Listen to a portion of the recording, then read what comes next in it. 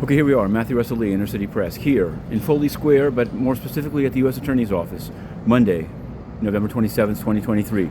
Now, there's three trials. AG Garland is here, and we'll get to that in a moment, but there's three, at least, criminal trials beginning today in the SDNY. One is a high-profile Venezuelan narco trial, Carlos Orense. We've been covering it from the beginning. We called him Ozokar at that time, and his financial affidavit was sealed. It was ordered unsealed. It still hasn't been. There's also a case of Jeremy Joseph, a man charged with interstate threats, and Jatiek Smith, a Bloods-related Brooklyn housing repair scheme.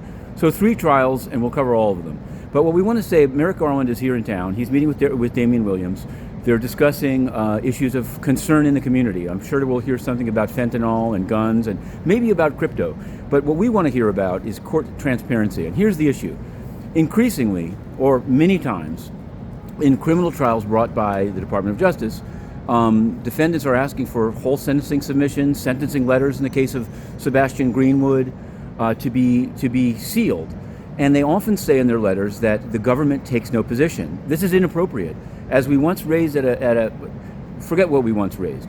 It's inappropriate because the government, these prosecutors, just as they say that they have a duty to seek justice and not just to win, they have a duty to, if not vindicate, certainly not be complicit in the oversealing of the actual nitty-gritty of how their prosecutions work. Let me give you an example.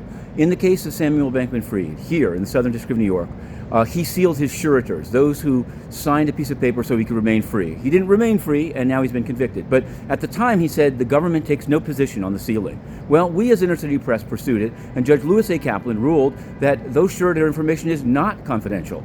But now, in the Western District of Washington State, CZ has similarly sealed his suretors, and the government has taken no position. Likewise, a trial here in SDNY, Munir Mrabbit. DOJ asked to seal the courtroom to keep a confidential witness confidential. But they said there's going to be an audio feed in another room, the transcript will be made available. Well, the transcript was never made available, and in fact, there was no audio feed. I went to courtroom on 23rd floor, and it was locked. So there's a need to follow through, and this is the issue we'd like to hear about. And again, we say it with all due. There's other issues. This is our issue. Then again, at the United Nations, slightly uptown on 42nd and 1st, it's much worse. They can just ban the press. They claim they're immune from the law.